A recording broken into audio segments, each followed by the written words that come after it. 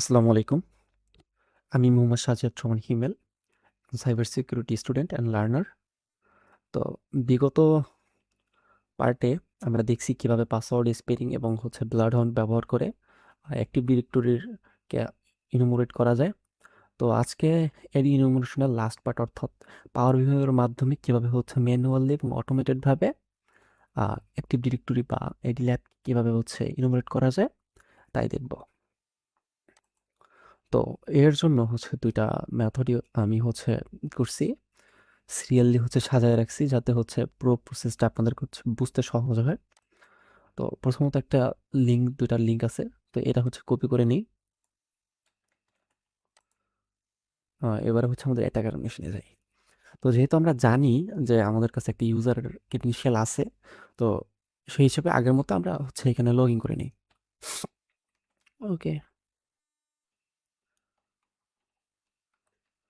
আমাদের কাছে আর গ্যালারির ইউজার এবং পাসওয়ার্ড আছে।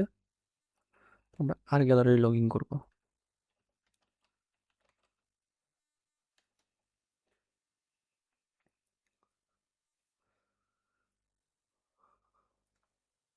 আচ্ছা, এবার আমরা ডেস্কটপে বা টুলের মধ্যে চলে যাই। এক্ষেত্রে যেহেতু পাওয়ার ভিউয়ের মাধ্যমে আমরা ইনুমারেট করব, অবশ্যই আমাদের পাওয়ার ভিউ ডট পিএসঅন লাগবে। আর কিভাবে নিতে হয় সেটা তো বিগত ভিডিওতে অলরেডি দেখাই দিছি আর কি। তো সিডি করে চলে যাই ইউজার্স,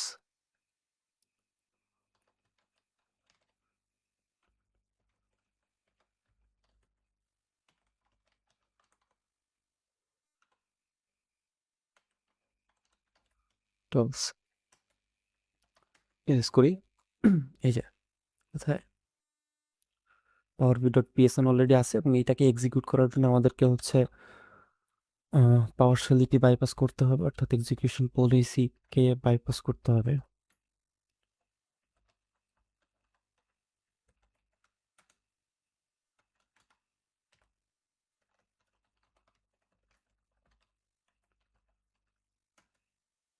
আচ্ছা, দেখি হয়েছে কিনা, চেক করি। ডোমেন দিলে এই যে আমরা দেখতে পারতেছি, গেট ডোমেন দিলে আমরা এখানে ডোমেন দেখতে পারতেছি, এবং ডোমেন কন্ট্রোলার দেখতে পারতেছি। তো এখন যেহেতু আমরা অনেকে বিগিনার বা একবারে নতুন, বুঝতে পারতেছি না এরপরে আমরা কি করব, ইনুমারেট আসলে কিভাবে করে। এর আগে তো শার্প দিয়ে চালাইছি, অটোমেটিক একটা জিপ ফাইল তৈরি হয়ে গেছে এবং ব্লাড হাউন্ডের মাধ্যমে দেখছি ভিজুয়ালি। তো এইখানে আসলে কি করব, এখানে আসলে ওই যে লিঙ্কটা কপি করছি ওইটা ওপেন করতে পারি। আসলাম, এখানে সিরিয়ালি স্টেপ বাই স্টেপ কোন কমান্ডের পরে আমরা কোন কমান্ড আসলে ব্যবহার করব দেখাই দেওয়া হচ্ছে।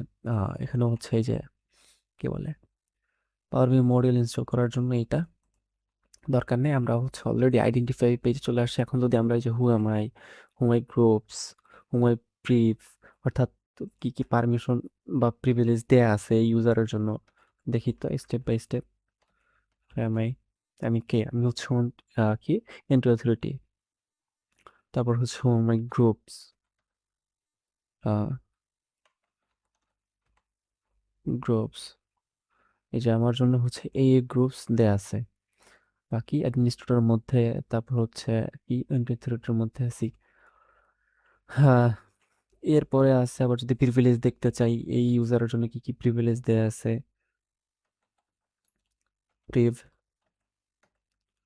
আচ্ছা এই ইউজারের জন্য অর্থাৎ আর গ্যালারির জন্য এই প্রিভিলেজ দেয়া আছে। তো স্টেপ বাই স্টেপ আপনারা ফলো করতে পারেন এটা। হুম, তো এরপর ডোমেইন অ্যান্ড ফরেস্ট ইনফরমেশনের জন্য এই কমান্ড, তারপর ইউজার ইনফরমেশনের জন্য এইটা। কি করতে পারে, শুধু অ্যাক্টিভ ইউজার দেখার জন্য আমরা এই কমান্ডটা ব্যবহার করতে পারি। দেখি একটু। আর সব ধরনের ইউজার দেখার জন্য এটা। দেখি তো কোন কোন ইউজার আসলে এর মধ্যে অ্যাক্টিভ আছে। ওকে, আচ্ছা এটা কাজ করে না। সব ইউজার নেমের স্ট্যাটাস দেখার জন্য।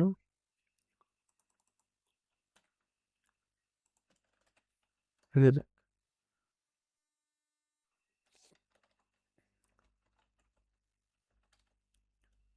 আচ্ছা,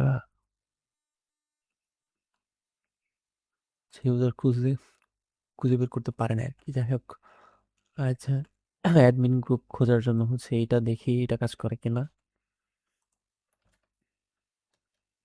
হুম।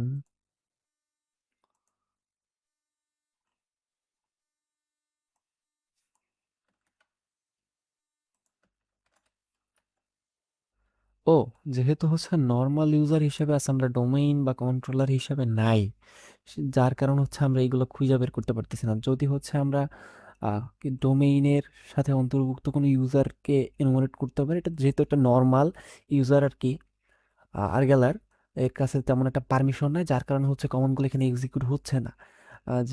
যদি হচ্ছে আমরা কোনো হাই প্রিভিলেজের ইউজারে যাইতে পারি, যেমন হচ্ছে পরবর্তীতে আমরা কি এএসআরপি রোস্টিং এর মধ্যে যাব বা কার্বোরোসের মধ্যে যাব, তখন হচ্ছে এইগুলো আমরা এই কমান্ডগুলো চালাইলে তখন হচ্ছে ইনফরমেশনগুলো দেখতে পারবো।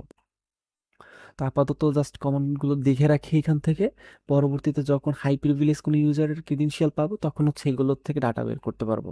কারণ আর হয় কি, এদিকে হচ্ছে এক একটা সিস্টেম থেকে যখন আপনি আপগ্রেডেড আর একটা প্রিভিলেজে যাবেন, তখন হচ্ছে প্রত্যেকটা সিস্টেমকে আলাদাভাবে হচ্ছে এনুমারেট করতে হয়। তো এখন হচ্ছে যেহেতু আর্গেলারের আছে আমাদের জন্য মানে ইনফরমেশন, সেক্ষেত্রে আমরা আর্গেলারের ডাটা যতটুকু পারি বের করব, এবং পরবর্তীতে যখন হচ্ছে আবার অন্য কোনো আপগ্রেডেড সিস্টেম বা হাই প্রিভিলেজ ইউজারে যাব, তখন হচ্ছে ওইটা টেস্ট করবো। যেমন হচ্ছে এই যে নেট ইউজার ডোমেনের মধ্যে কি কি ইউজার আছে আর কি, এই যে এখান থেকে পাইছি, আগের বার কিন্তু পাইনি।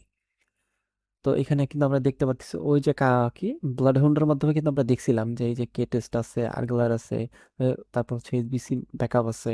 হ্যাঁ, তো এই যে একটা লিস্ট কিন্তু পাইছি আমরা। তো আমরা বুঝতে পারতেছি কি ডোমেনের মধ্যে এই ইউজার আছে, সিভিং আছে। তো সবগুলো কমান্ড এখানে কাজ না করার কারণ হচ্ছে এর কাছে সেই মানে একটা যে পারমিশন আর কি, অধিকার নাই। তো জাস্ট দেখার জন্য দেখে রাখতেছি, পুরো স্টেপ সিরিয়ালি হচ্ছে এখানে সাজানো আছে।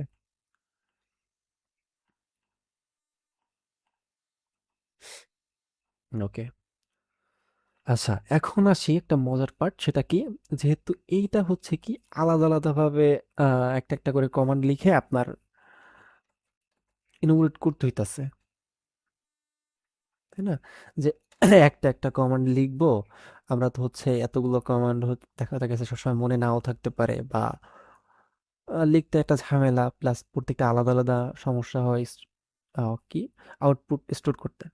তো এই সমস্যা সমাধানের জন্য একটা হচ্ছে ইজি মেথড ইউজ করছি, সবগুলোকে কম্বাইন করে একটা ফাইল বানাই ফেলছি। এখন কিভাবে এটা কাজ করে, জাস্ট ইতে যাব, এটা পেস্ট করব, অটোমেটিক ডাউনলোড হয়ে গেছে। এডি ফাইনাল ইনাম ডট পিএস নামে এটা হচ্ছে মেক করছি আমি। তো এটা কোথায় আছে, ওইটা হচ্ছে ডেস্কটপ নিয়ে আসি প্রথমত। এখন কই, এটা কিন্তু এইখানে ডাউনলোড হয়েছে। আচ্ছা,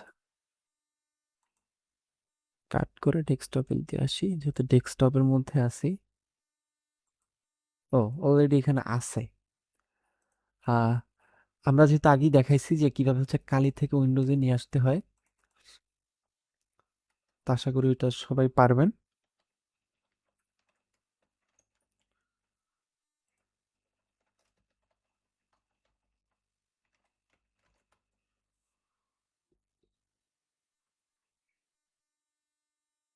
সেখান থেকে তো আমরা দেখতে পারি যে ফাইল আছে কিনা। আচ্ছা, এখান থেকে আমরা দেখি যে নিডি ফাইনালি নাম আছে কিনা। নাই। তো সমস্যা নেই, আমরা হচ্ছে আর একবার ওই ফাইলটা পর্বের মাধ্যমে নিয়ে আসি।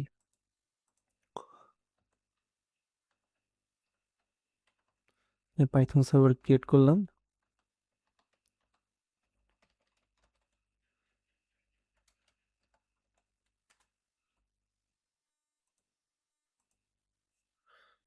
এখানে হচ্ছে সিএমডি। তো এবারে হচ্ছে আমাদের কি করতে হবে, সার্ট ইউটিল, CART UTIL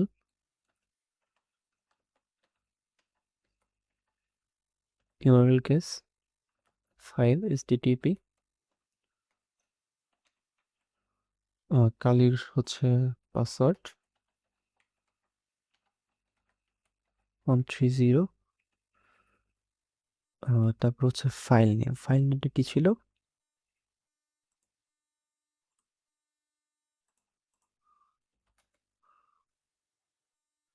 এডি ফাইনাল এনম ডট পিএসএন।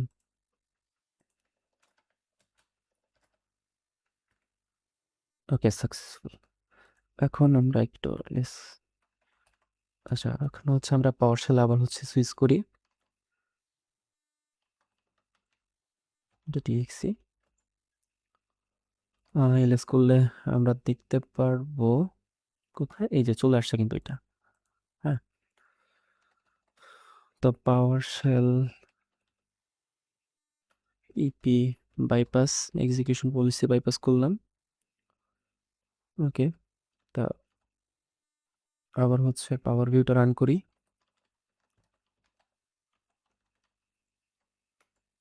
এবারে আমাদের যে এই যে কমান্ড আছে এটা হচ্ছে রান করে দিব। কিভাবে?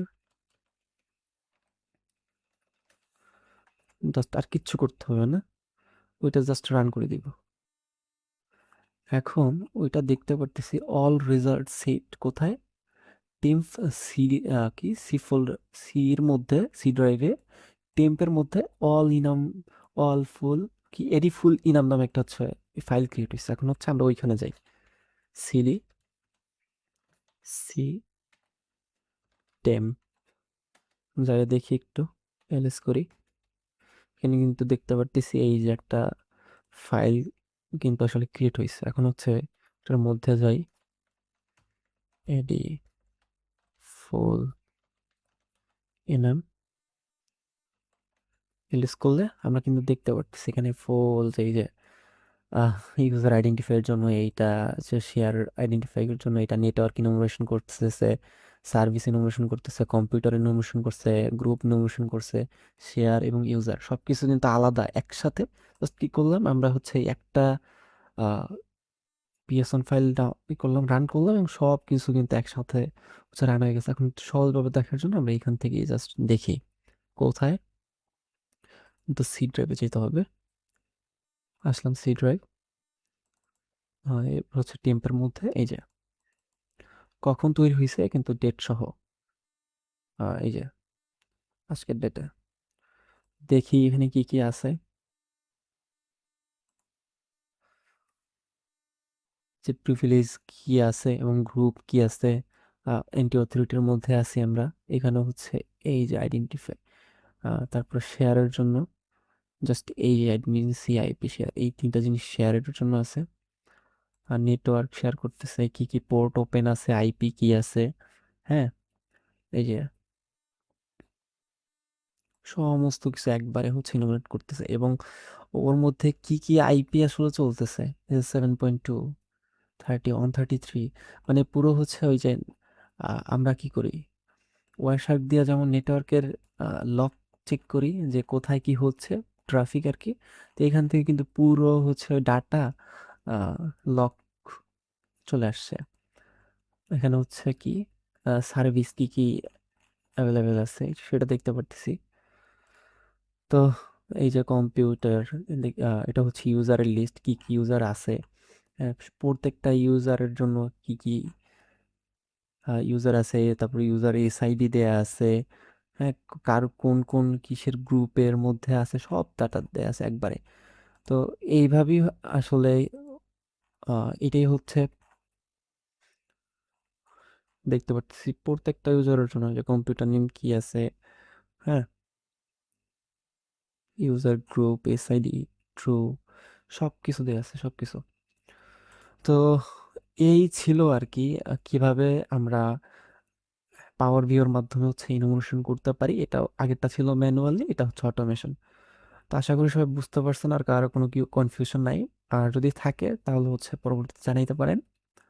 তো ধন্যবাদ সবাইকে, আসসালামু আলাইকুম।